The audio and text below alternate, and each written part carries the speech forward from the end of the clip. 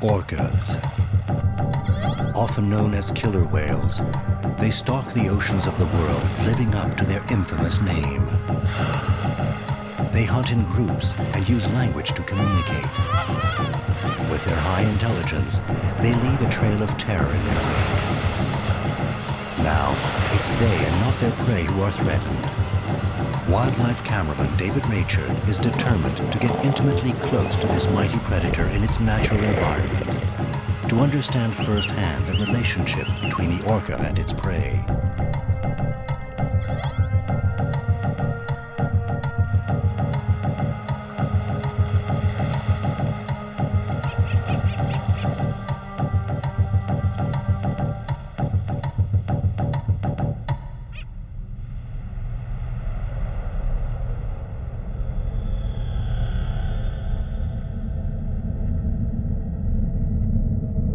In the southern Indian Ocean, midway between the coast of South Africa and the Antarctic, lie the Crozet Islands. This French archipelago sits smack in the middle of the roaring 40s, westerly winds that pack a real punch. Here, it rains 310 days a year. Winds in excess of 60 miles an hour for much of the year make human life unbearable. The wind brings rain, snow, and hail. On the Crozet Islands, you can experience all 4 seasons in less than a day. September marks the beginning of spring in the southern hemisphere, but there's never a good time to venture into this region. Some people do. This longline fishing boat is after a catch that can only be found in these waters, Patagonian toothfish. They were only discovered at the turn of the last century. Today, they fetch high prices on dinner tables in Asia and America, where they're more commonly known as Chilean sea bass. Other hunters prize the toothfish, like the giant of the dolphin family, the orca. David Reichert is passionate about orcas and intrigued by their behavior. Like all the fish around here, the toothfish swim too deep for whales and dolphins. But the amazing thing is the orcas are such opportunists that they've adapted to the presence of long-line boats in the area. They've discovered an easy way to feed. They only have to wait for the lines to be pulled up.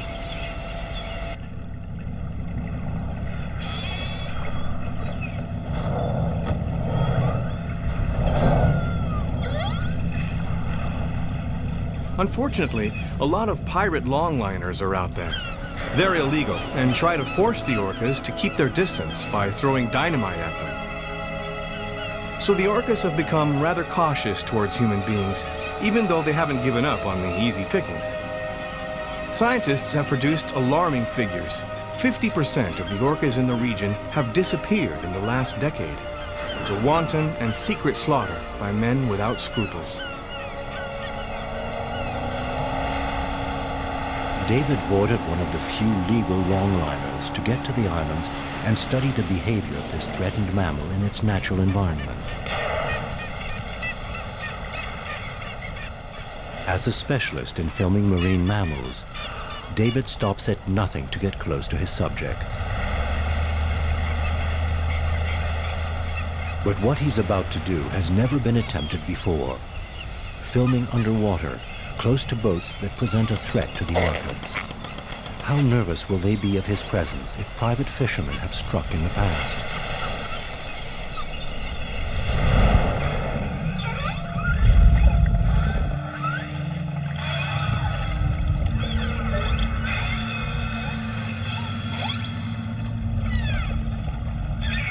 A young female approaches, naturally inquisitive.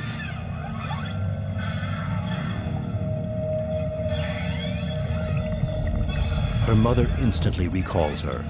In orca society, the young don't need to be told twice.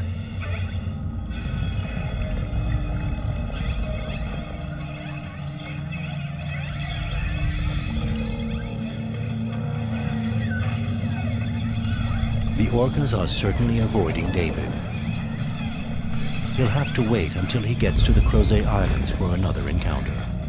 That's where the orcas are heading, because their traditional prey in the area are not toothfish, but elephant seals.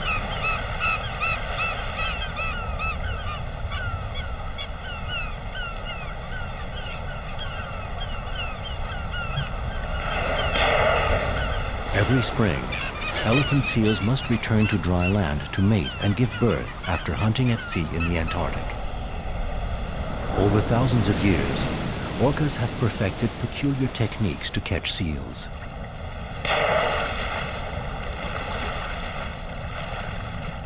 I wonder how far the presence of the long-line boats has altered the orca's culture from generation to generation.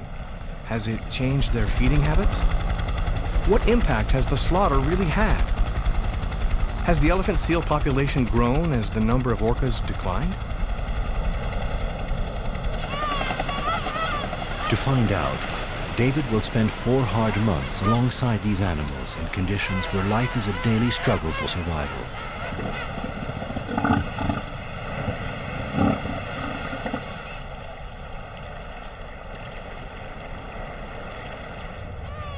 Here, animals are safe from man. They shouldn't be afraid of people. It's the perfect place to study their world and understand the close links that unite predator and prey. I've arrived just in time. The elephant seals have begun to return. This 15-foot male seal has spent 10 months at sea gorging on fish and squid in the Antarctic. He swum thousands of miles to get here, and now, hauling 4 tons of blubber onto dry land, only one thing is on his mind: sex. Enter a female, but she's not here to mate, rather to give birth to a pup she conceived on the island last year. For the male, she's an irresistible image of Aphrodite. To reproduce, males must establish a harem and become the dominant male. The only way to do that, throw your weight around and impose yourself on other males. The male is 6 or 7 times heavier than the female, and to show he means business, he bites her viciously. How affectionate.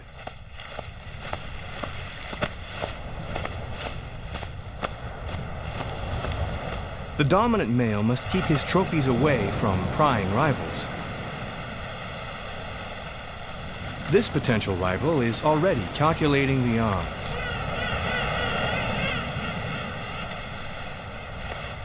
The role of dominant male is highly coveted, and on this beach, there's only room for one.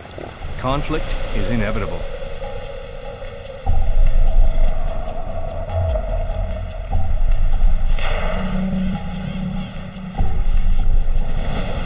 Another female arrives.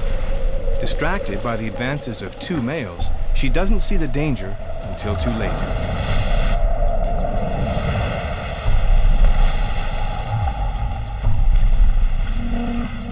Her long journey is over. She'll never give birth to her pup. Hunting this way shows how the orcas have adapted to life around these islands. Fish are rare and inaccessible, so they must hunt marine mammals.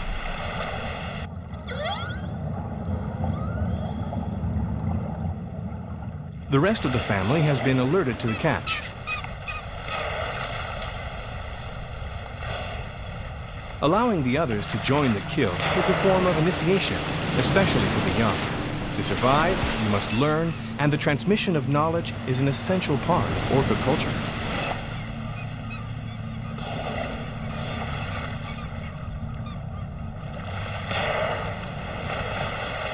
This might seem cruel, but it shows the extent to which orcas are social animals and how far they go to protect each other.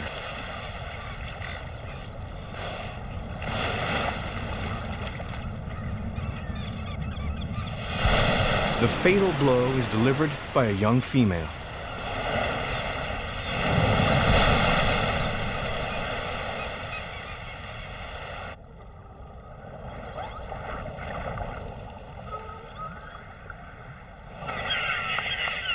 Skuas and other scavenging birds pluck raw protein straight from the sea.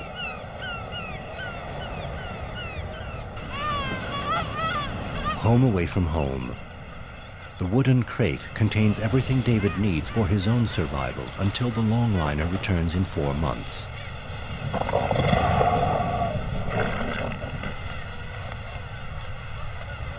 rescue has confirmed David's suspicions. Animals on the Crozet Islands have never been threatened by man. They've no reason to be aggressive, but every reason to be curious.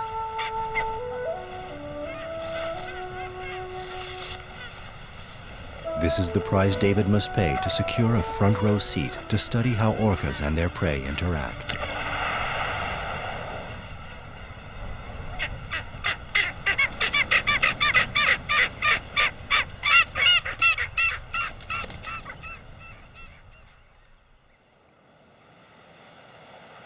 Within a few days, the dominant male elephant seal succeeds in pressing large numbers of female into his harem.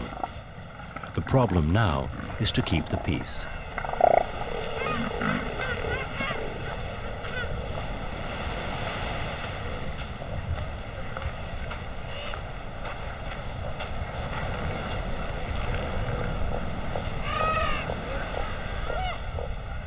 It's time for a nap.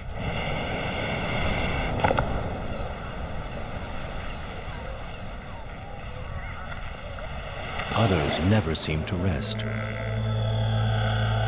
There's always a chance a fat seal may be napping close to the edge.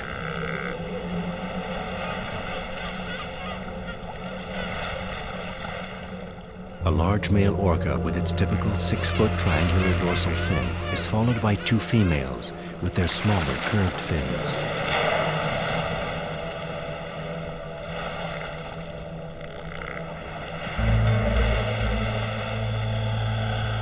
Orcas live in a matriarchal society. The dominant female leads a group comprised of her sisters, daughters, and other youngsters, but never couples. Reproduction only takes place between separate groups.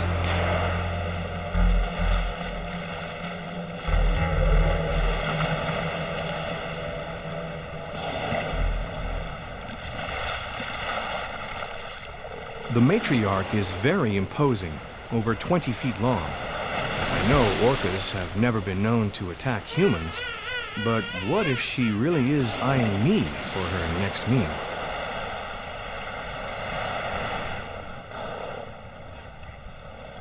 The group moves off peacefully to the south of the island.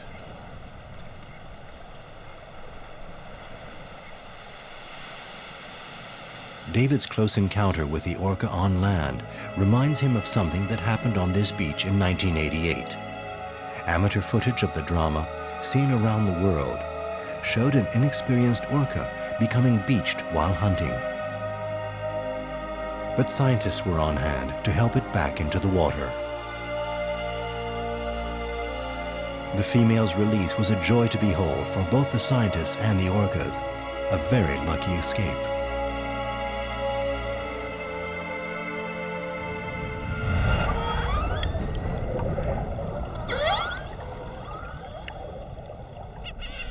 I wonder if the female I encountered along the shore could be the same one the scientists saved.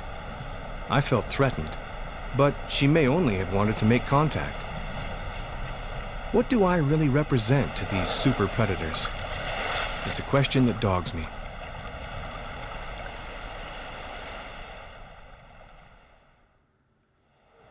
This male seal knows only too well what he represents for the orcas. He recently barely escaped becoming a meal. Ironically, seals are more vulnerable on land than they are at sea.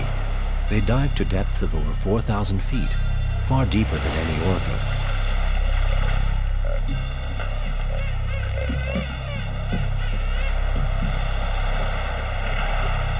In the shallows, their thick layer of blubber offer a tempting feast of protein. No wonder orcas risk beaching and hunting this way. But even close to shore, the elephant seal is no pushover.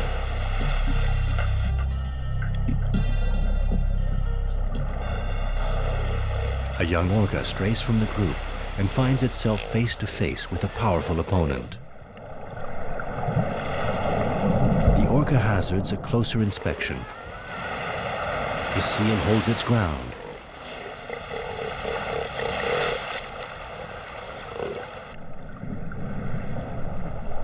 No point in being too brave. It was a good lesson for the youngster. Next time, it'll stay with the group where there's strength in numbers.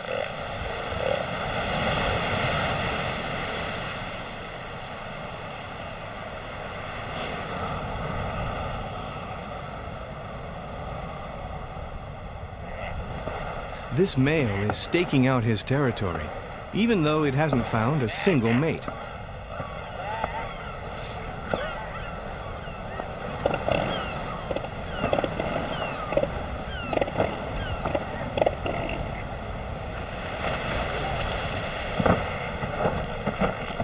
Hey, watch it! Whoa, okay, calm down. Loneliness is obviously getting to him.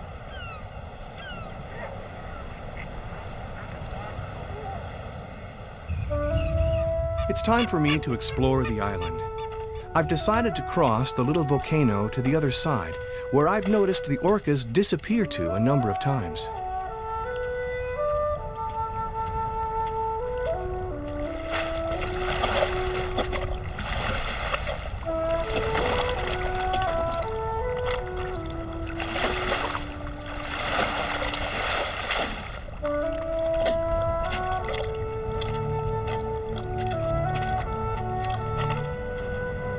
What is it that attracts them down there? This is the perfect spot for me. The rocky bottom leaves the water clear, and for once the sea is calm. What a treat in this turbulent part of the world.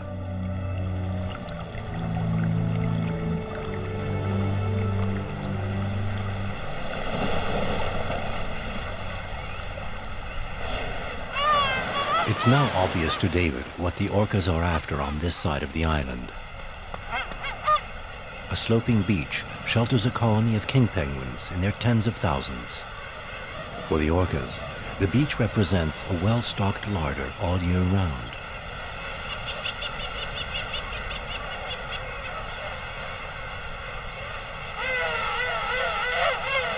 Adult penguins surround chicks born last year.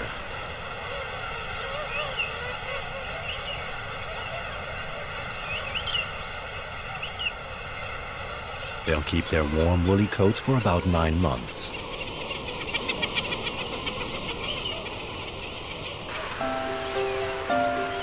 When they grow real feathers and strong muscles, they'll take to the sea to feed themselves.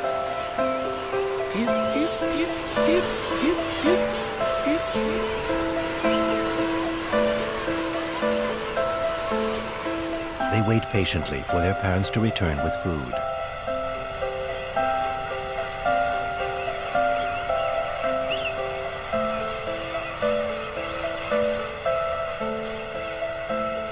There are plenty of distractions to kill time.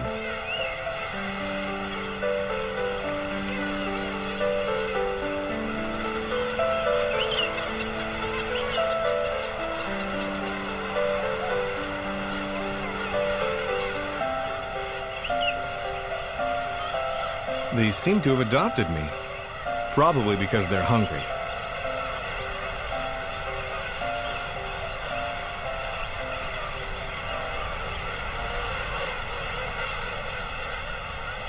Raising the young takes almost a year and requires great devotion from the parents. Mothers and fathers are away for 10 days. They swim hundreds of miles to their hunting grounds and dive 1,500 feet to find fish and shellfish. Once they've filled their crop, they return to their young, picking them out from the crowd by listening for their call.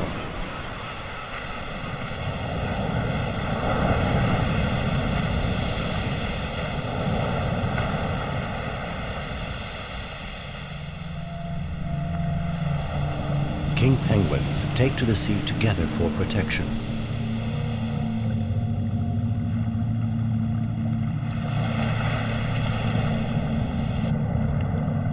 This is an opportunity for orcas to refine their coordinated hunting techniques.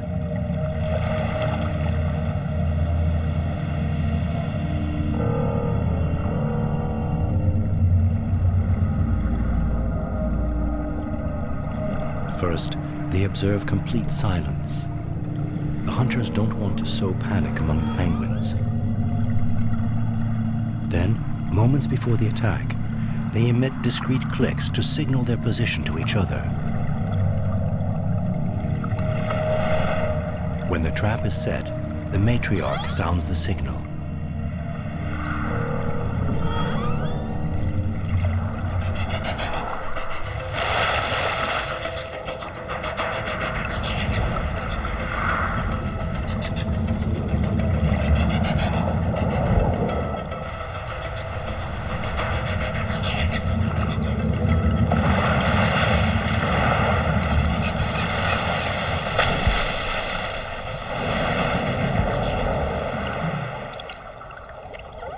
Catching a penguin demands a lot of energy for little in return, but they haven't much choice if there's nothing else to hunt.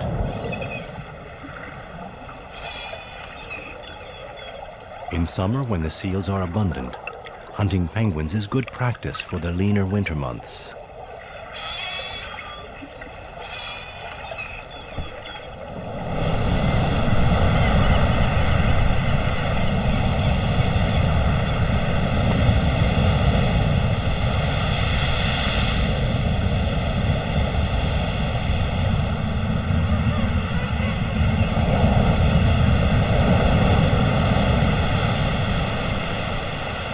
For the penguins who managed to break through enemy lines to fish for their chicks, the return journey proves equally perilous.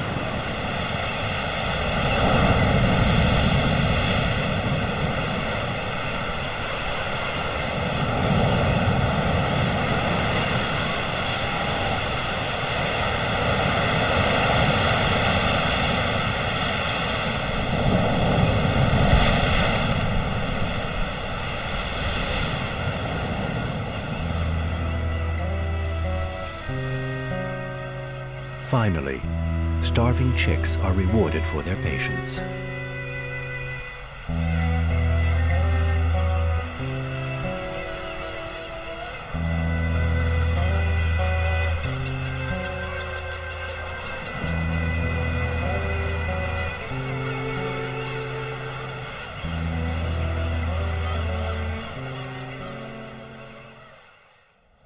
September draws to a close. The dominant male now has more than 100 females in his harem. This record number probably has something to do with the fact that there are fewer orcas around. But orcas keep piling on the pressure. And for good reason. Female seals are about to give birth to tender pups.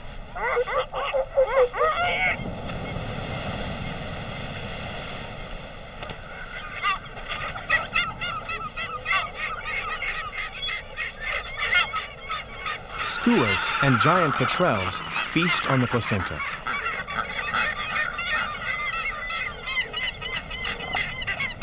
And anxious mothers make sure the placenta is all they get. The first exchange of cries between mother and baby are vital. Along with their odor, this allows them to identify each other in the colony. With its eyes barely open, baby seals feed off the richest milk of any mammal in the world.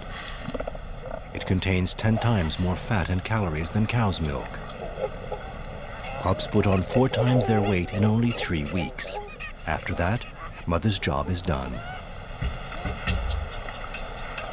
The dominant male tires of herding ever more females into his harem. Not only must he watch over them, but he must fertilize them too. This earthly paradise comes with a price: starvation. The dominant male stops eating for the entire reproductive season. He sheds 30 pounds every day for 2.5 months, surviving on his winter reserves, the 10 months spent feeding in Antarctica.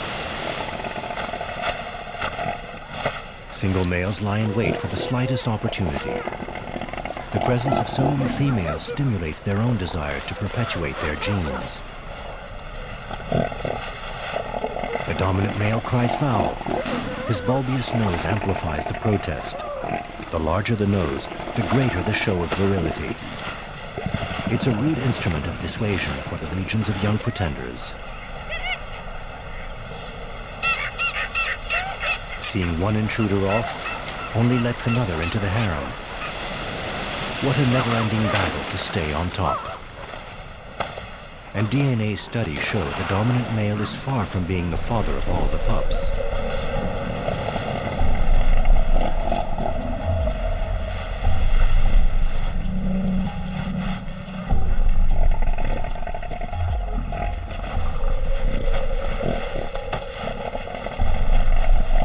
The hormonal urge to mate leads to outright war.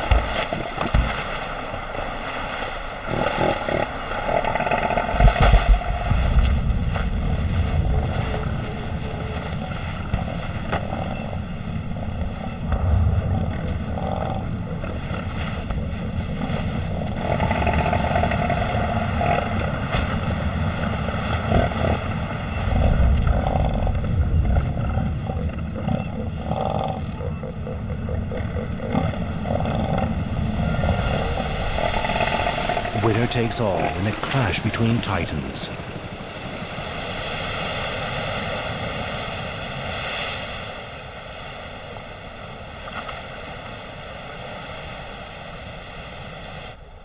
When you get this close to these giants, you can feel how much energy goes into their drive to pass on their genes. It's a symbol of resistance to the extreme conditions of the place. A real fight for life. I'm determined to experience the same kind of intense contact with the orcas.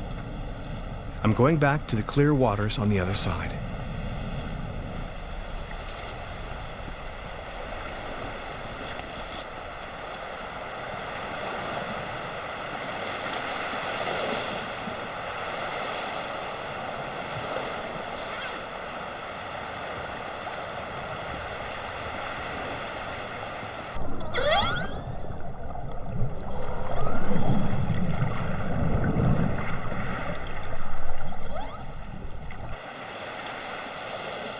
I recognize the matriarch by her imposing size, and I see in the fullness of her attention towards me great experience and certainly a knowledge of man.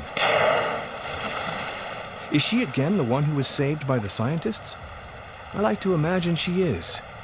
I wish this moment would last forever. I must find out more about her and her pod.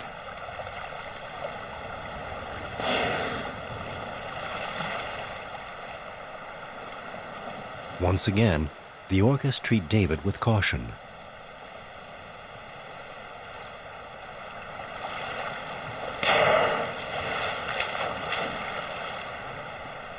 The orcas developed a complex culture because they live so long. Males live for about 50 years. Females can survive into their 80s, which explains why their society is matriarchal. Females have more experience.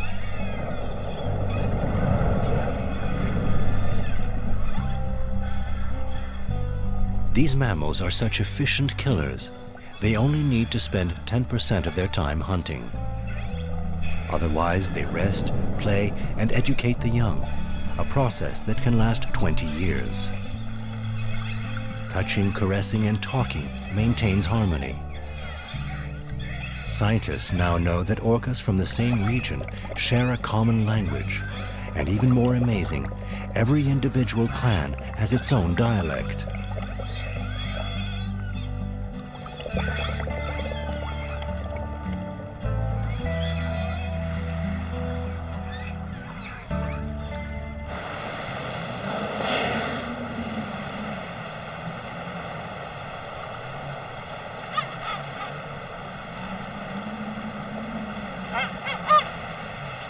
Frustrated on land, David decides it's time for a dip.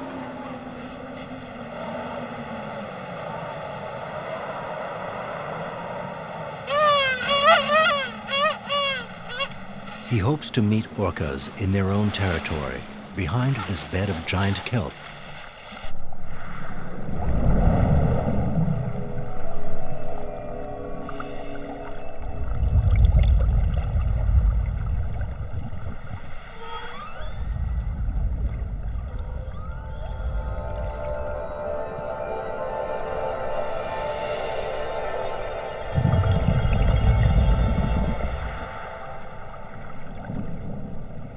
Orcas never venture into these underwater forests. Solid stalks rise 120 feet from the bottom and could become a lethal trap for the orcas.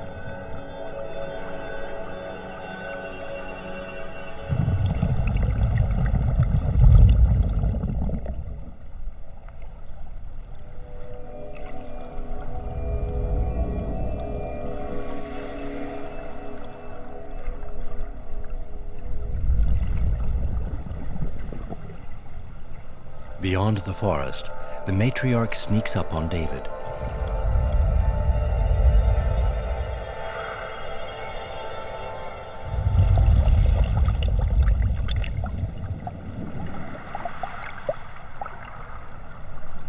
Her clicks signal her position to the others waiting in the shadows. The matriarch is simply checking the visitor out. Once again, the encounter is fleeting. Caution and mistrust seem to rein in the orcas. The appearance of penguins means the orcas must have retreated to a safe distance.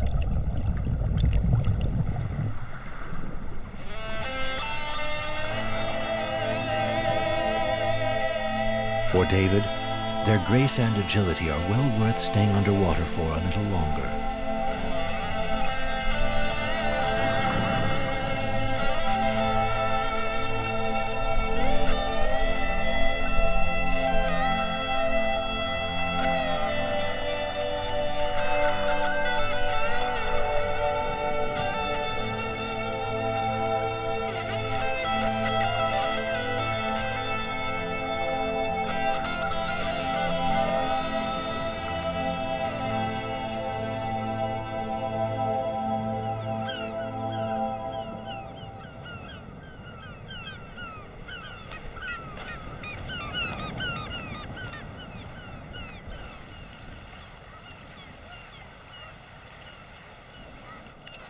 Well, well, looks like I've got a visitor.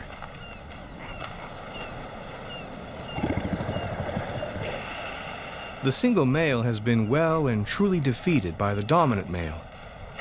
Perhaps next year he'll have more luck. Even the strongest seals don't become dominant until they're at least 8 years old, and even then for no more than 2 years running. The battle to dominate exhausts them too much. He may not look aggressive, but he's still potentially dangerous. There's no way I can get into my tent tonight.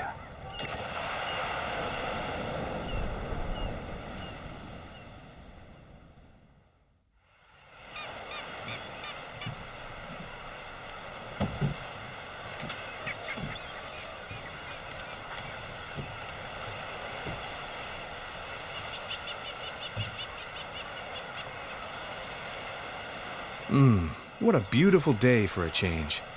It does wonders for my mood.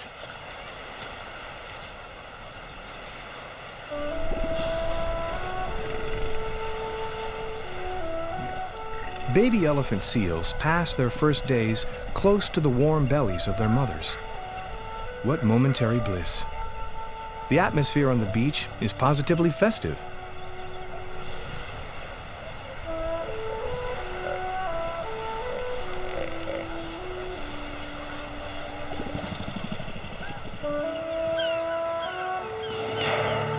Orcas also take advantage of the peace and quiet to sleep.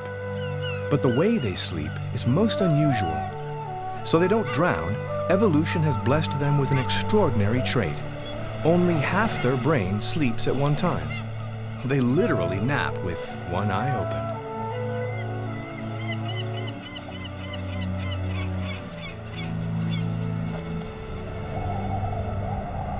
No sooner has the sun come out than spring is on the back burner again.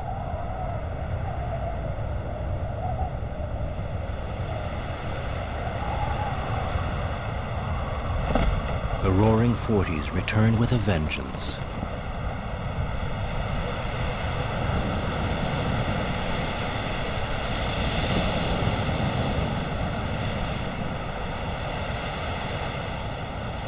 Wisely, the orcas move away from shore.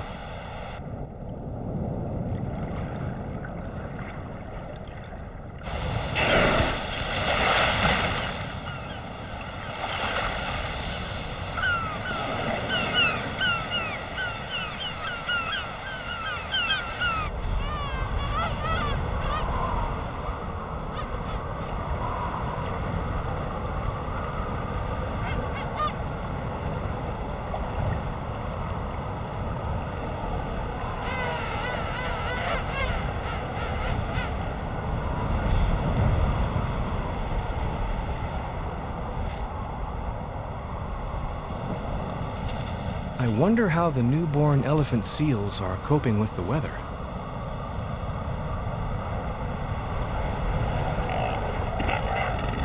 The pups keep on suckling as though nothing was wrong.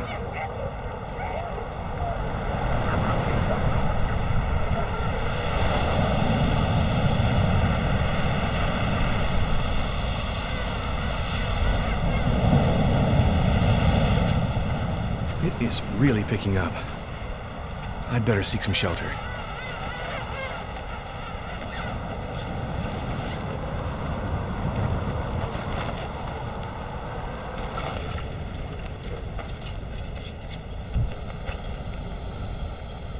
Filming in these conditions leaves me paralyzed with cold.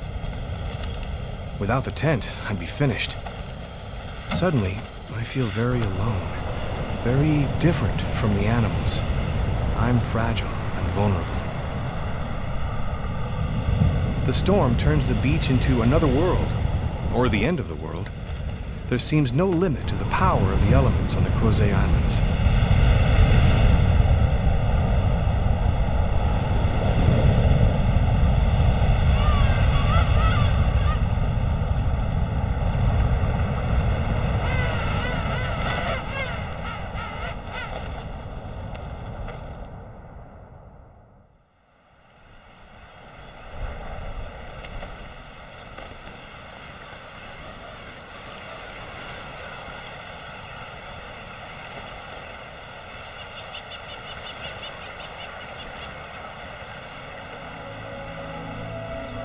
I've spent the night terrified by the thought my tent would blow away.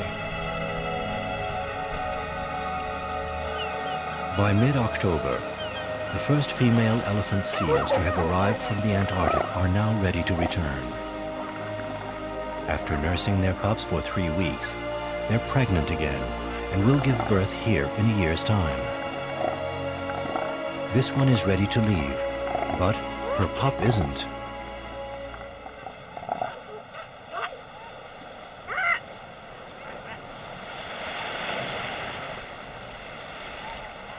Abandonment before weaning seems cruel, but there's a good reason. Mother no longer has the reserves to continue producing milk, though she might return after putting on weight. But time is not on her side. She's exhausted and vulnerable.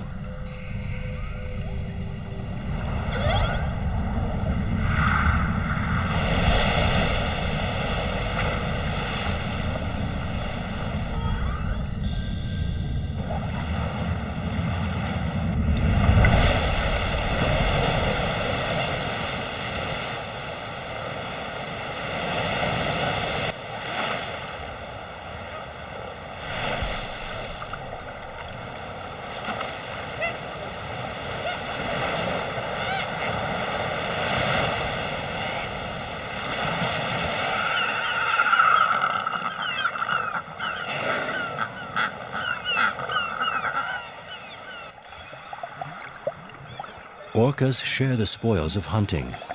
Solidarity within the group is a cardinal virtue.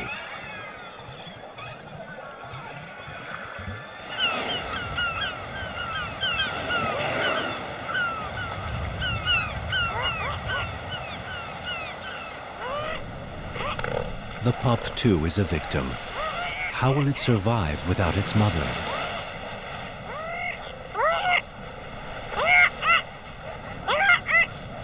Unlike penguin chicks that can count on both parents for food, baby seals depend solely on their mothers.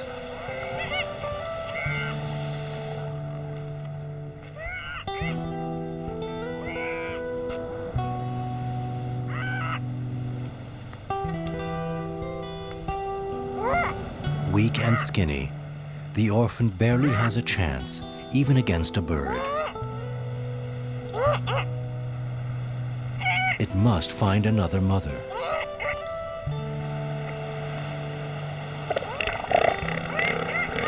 The door is closed. Female seals cannot afford to feed 2 pups at once. And other pups also insist on exclusive rights to their mothers.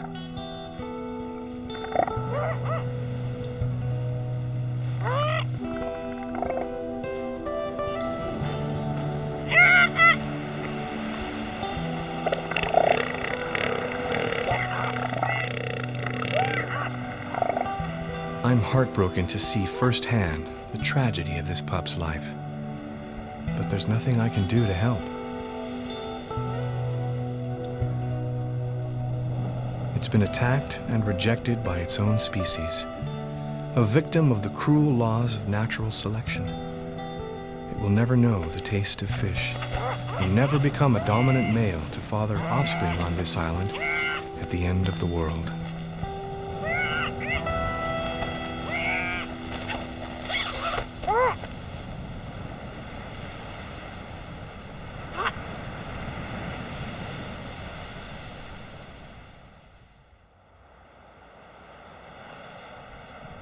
Mid-November, and the harem dissolves like snow in the sun. The dominant male rouses himself one last time to perform his duty.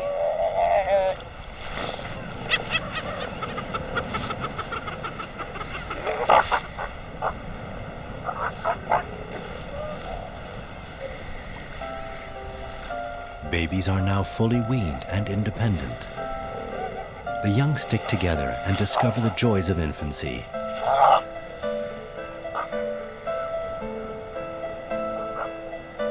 They've begun to molt. Black at birth, their fur has turned light gray. But the new coats itch terribly.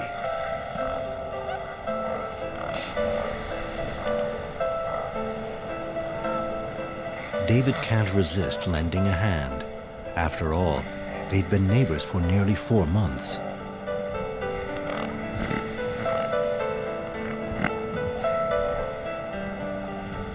I know, it's not very scientific of me, but I just can't resist these furry little bodies. My excuse is that they, and not I, made the first move into my camp. I'm really excited by their willingness to let me into their lives.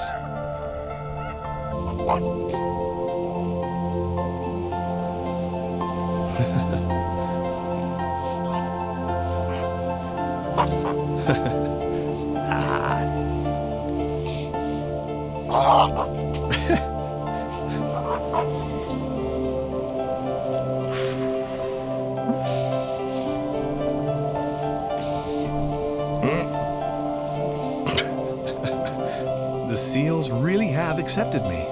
What an honor. The confidence they show in me and the games they share are the simplest and most important forms of communication. Moments like this take me back to my own childhood.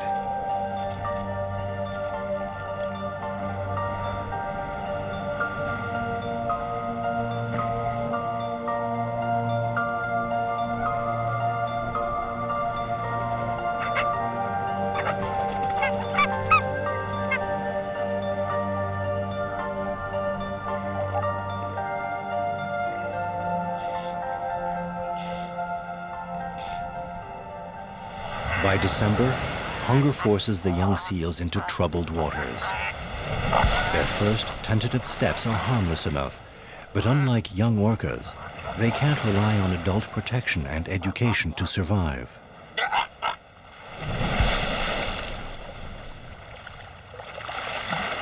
For some, the baptism will be ruthlessly short.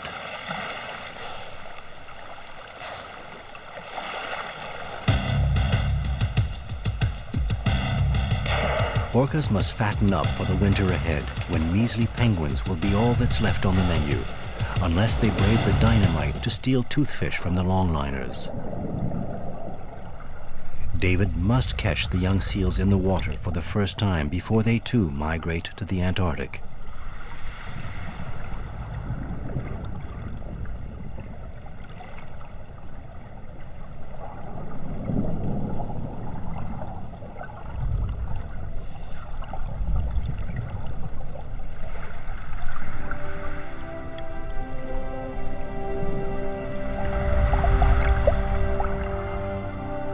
I was looking for him, but in the end, he found me.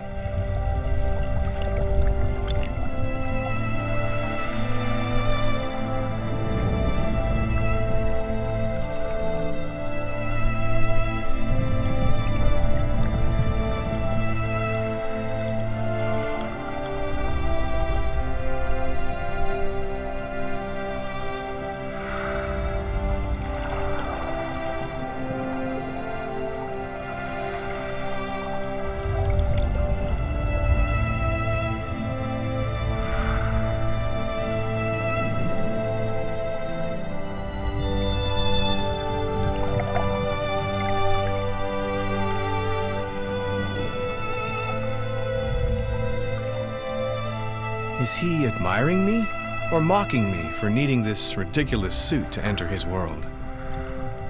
But who's to say we can't be friends? If only he would stay. Why is he leaving?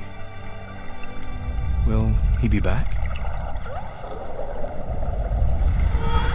The answer is in black and white.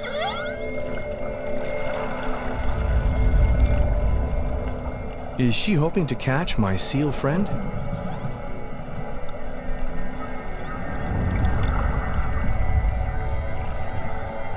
A male approaches me for the first time.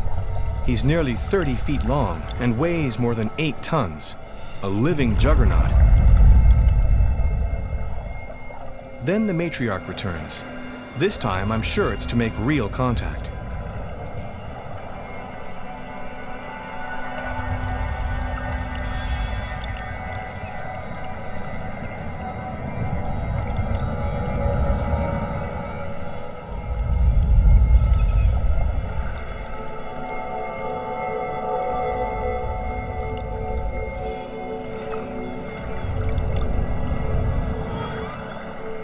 I feel naked and completely defenseless.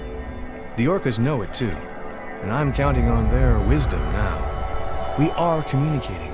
I don't know how exactly, but it's pretty intense.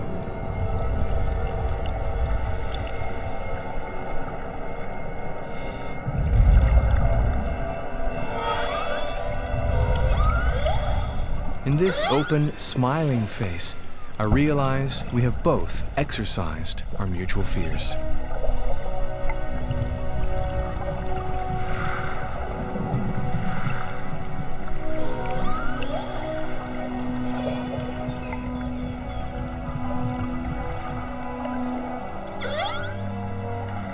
Call it intuition, but I'm now positive this female is the one saved from the beach long ago. She's become head of the clan and wants to know more about me before exposing the others to potential danger. Today, she knows I come in peace.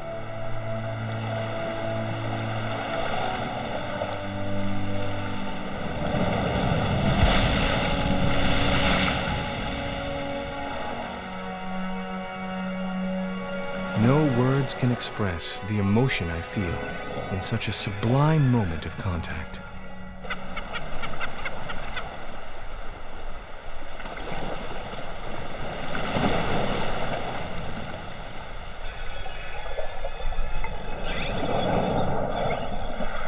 The orcas we sometimes call killer whales may be, in their own way, trying to thank us for saving one of their own.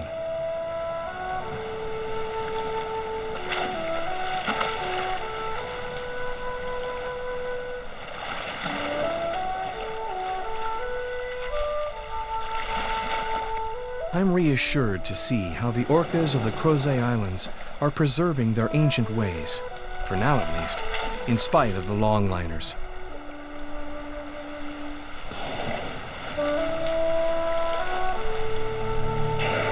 Given their experience at the hands of the pirates, their initial reaction to me was to be cautious.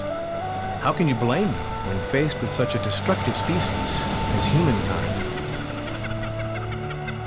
Even when their future is threatened by us, they show just how discriminating they are. They opened the door of their kingdom to me.